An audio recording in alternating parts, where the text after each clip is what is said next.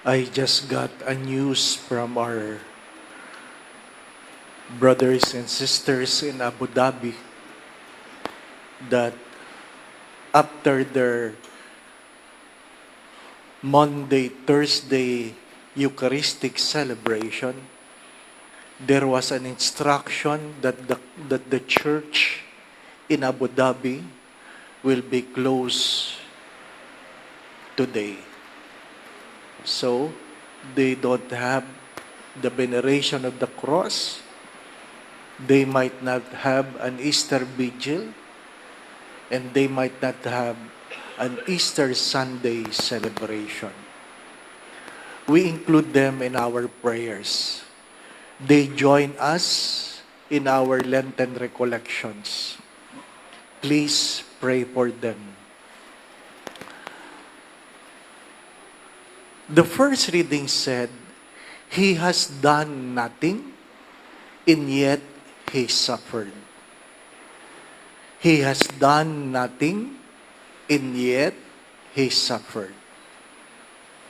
It's good to ask the question, ano bang talagang ginawa niya para siya ay magdusa? And the second reading says, and perhaps it's answered the question, the only thing He did was His obedience to the Father. He was just obedient to the Father. I know sometimes you look up and you read the inscription without understanding it. Di po ba, no?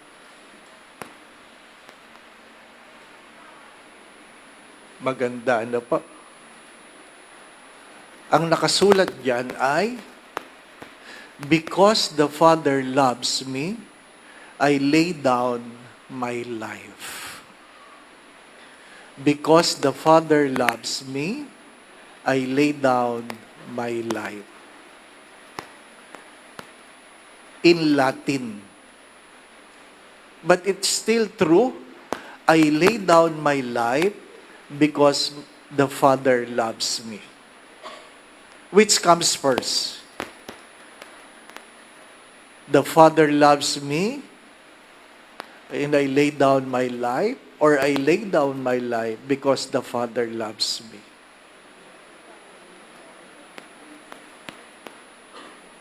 Whatever answer you have,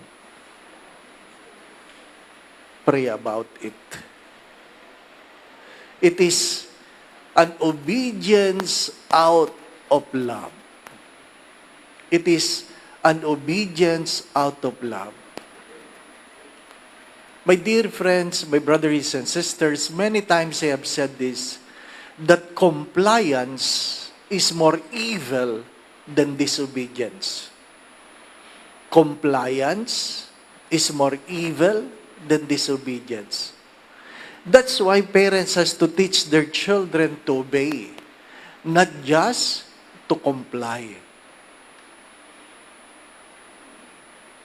What are the things we do because we believe it is the right thing to do? Or we are simply complying because it is what people are doing? Ano ang mga ginagawa natin? Dala ng paniniwala o dala lamang ng pamanhiin o nakaugalian? May isang kwento na kung saan sa isang kumbento, yung kanilang pari ay may alagang pusa. At tuwing gabi ng kanilang meditation, ng kanilang adoration before the Blessed Sacrament, yung pusa, lakad ng lakad hanggang do sa harap. Nadidistract sila sa kanilang adoration dahil sa pusa. Kaya sabi ni Father, tuwing mag-adoration tayo, itali ang pusa. Itali ang pusa. Para hindi nakaka-distract. So, tuwing may adoration, may tagahanap ng pusa, nasa na yung pusa ni Father, at itatali. So nakasanayan nila. Pag adoration, tinatali yung pusa ni Father. Sa hindi magandang pangyayari, namatay si Father. Naiwan ang pusa. May bagong pari. At tinatali yung pusa para hindi naguguluhan. Sabi nung bagong pari, ba't yung tinatali? Kasi po, nakakadistorbo. Sinabi po yan ni Father, itali. Okay. Lumipas ang panahon, namatay ang pusa. At dahil namatay ang pusa, naghanap sila na ibang pusang itatali. Bakit? Nakasanayan. Naintindihan po ninyo? Marami tayong ginagawa na hindi natin naintindihan. Kung napansin ninyo, walang paghalik sa altar. Di po ba? Walang paghalik sa altar. Na pinapaalala kung gaano kasakit ang paghalik ni Judas kay Jesus. Kung magdudulot rin lang ng pagkakanulo, wag mo na lang akong halikan. Kaya walang paghalik sa altar. Ganong kasakit ang paghalik ni Judas na kung saan sa Biyernes Santo, walang paghalik sa altar. Saan humahalik si Father? Sa lupa. Sa simula, dumadapa ang pari at hinahalikan ang lupa. Nagpapaalala na mula sa alikabok, ikaw ay magbabalik sa alikabok. Halikan mo ang iyong simulain. Na kung saan ang simulain ng Kwaresma ay ang paglalagay ng krus sa noo at sinasabing, from dust you came, to dust you shall return. Ihalik mo sa lupa. Kanina, bago magsimula, nakita ko sa CCTV, pinupunasan pa. Di ba? Si Bishop Sok, nagagalit siya na pinupunasan yan. At sinasabi niya sa kanya mga pari, ingud-ngud mo ang mukha mo dyan. Para maintindihan mo, bago ka naging pari, lupa ka muna. At dala ng pagmamahal ng Diyos, hiningahan ka ng Diyos. At ikaw ay naging tao. Nakakalimutan natin yon. Dahil sa hinga ng Diyos, tayo naging tao.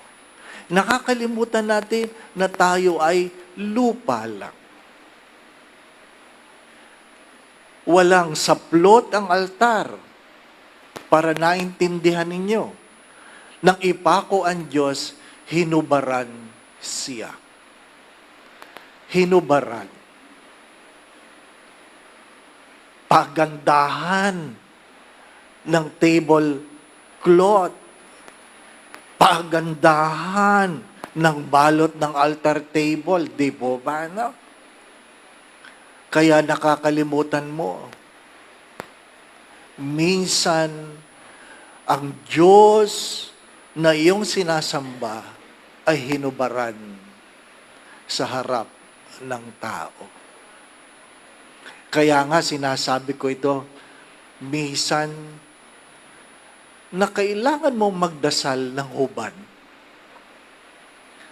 Minsan magdasal ka ng hubad. Siyempre sa loob ng kwarto. Huwag sa greenbelt. Baka magulat kaming lahat. Ano po? Solo sa kwarto at tingnan mo ang iyong sariling hubad. Walang masama sa pagiging hubad. Ang kasalanan ang nagdulot ng kahihiyan, kaya tayo ay nahihiya bilang hubad. Pag ikaw ay may sakit, nagkasakit ka, labas lahat. Huhubaran ka, papaltan ka ng damit nang hindi mo ka mag-anak. Mga minamahal na mga kapatid, minsan maganda yun. Halikan mo ang lupa, maghubad ka minsan, upang maintindihan mo ang iyong pagkatao. Nakakalimutan natin yon. I do not know if you know this, that Caiaphas, the high priest, when he was buried, in his own tomb, it came with 2 nails. 2 nails. He was buried with 2 nails.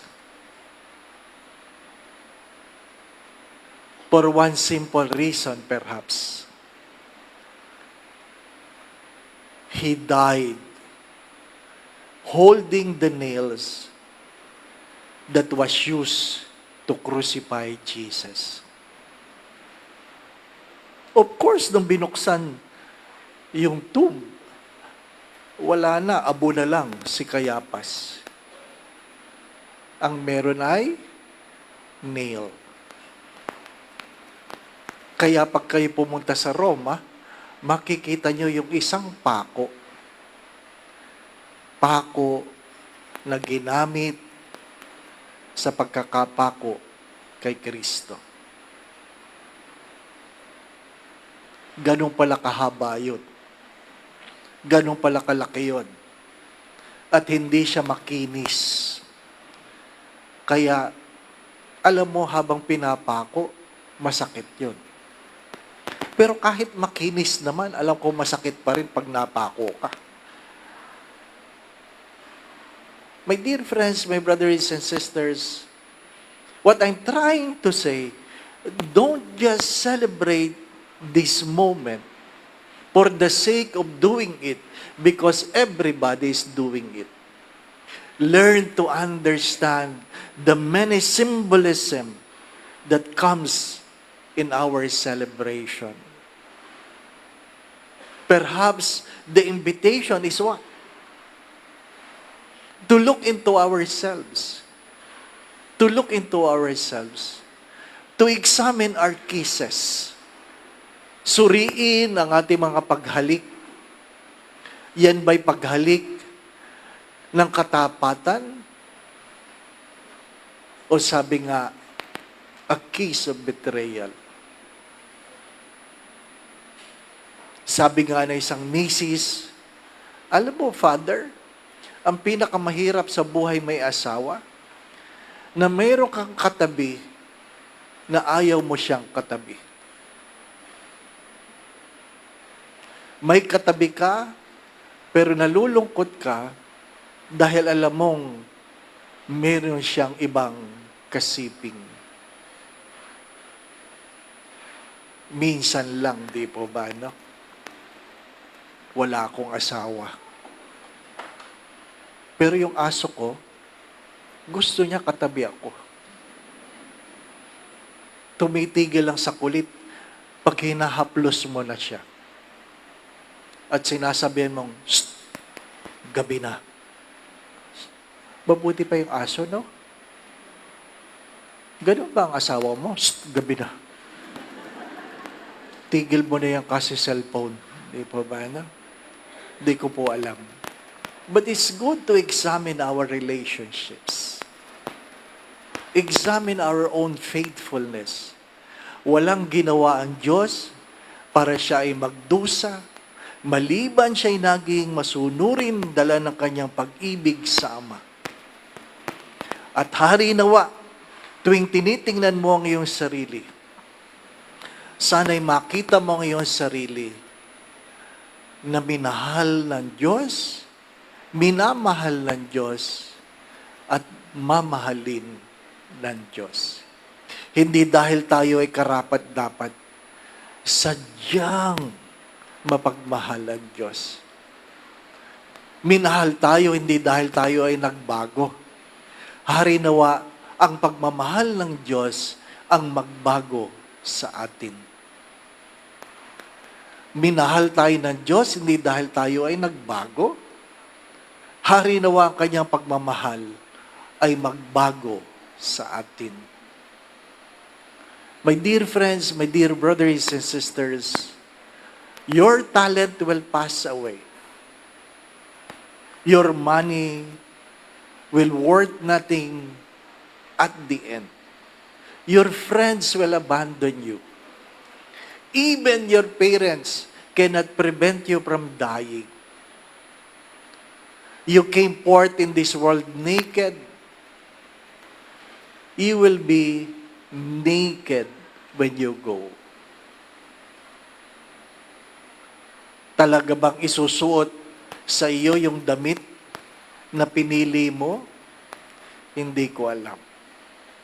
Kaya pag ako'y naglilibing, nagmimisa sa patay, at merong kamag-anak na lalapit, iiyak sa tapat ng kabaong, minsan inuuga pang ganyan. Sinisitsitan ko, "Shh! Tumigil ka." Hindi na nararamdaman ng patay ang yapos.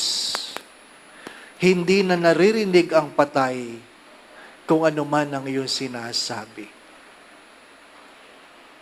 Ang sinasabi ko lang ay, huwag niyong antayin ang huling panahon. Huwag niyong antayin ang huling panahon. Minsan, ang kailangan lang naman na matandang magulang, ang yapos. Minsan, ang halik. Kasi yung mga batang magulang, pag hinalikan mo, naghihinala pa eh. Di po ba? No? Yung mga nanay, pag hinalikan ng anak, ano na naman kasalanan mo? Hinalikan ka na. Kasalanan agad. Di po ba? No? Pero pag matanda na, hinahanap-hanap ng ina. Di po ba? No? How I wish that our mother, who is now 93, going 94, can still remember a lot of things. But, marami na. Nakakalimutan na nga niya kung sino yung mga anak niya eh. Di po ba? No? Alam ko lang paano siya ikukumbinsi kung ayaw niyang kumain. Ang weakness niya, ice cream.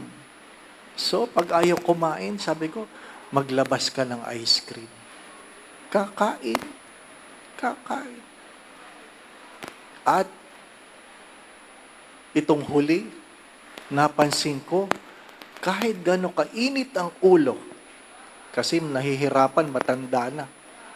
Kahit gano'ng kainit ang ulo, pag binigyan mo ng 2,000, ngingiti. Kaya mga anak, kung gusto nyo maging masaya ang inyong mga magulang, bigyan nyo ng pera. Oo. Pero bakit kailangan yung nanay? Mister, kung gusto mong maging masaya si Mrs., bigyan mo ng pera. Di ba, no? O, kita mo na? Ako na nagsasabi, bigyan mo ng pera. Di ba nila yan pagdating ng araw? Wala.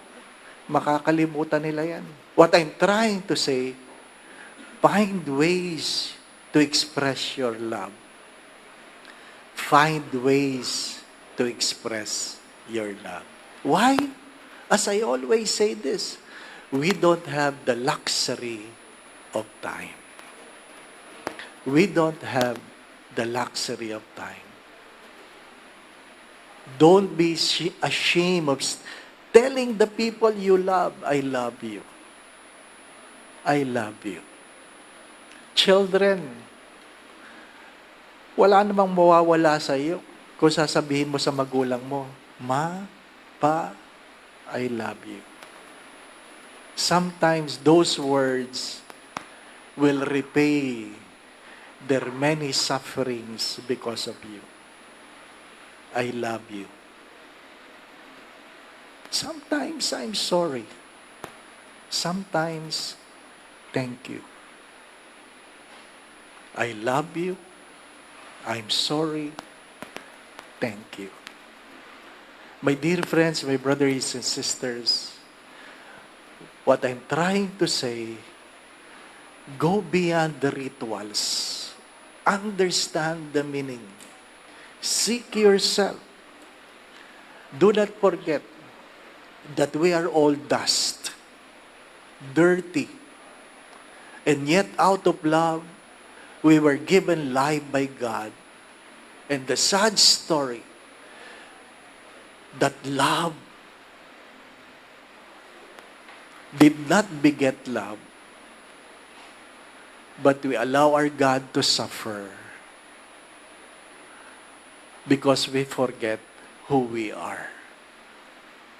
Huwag mong kakalimutan kung sino ka. Amen.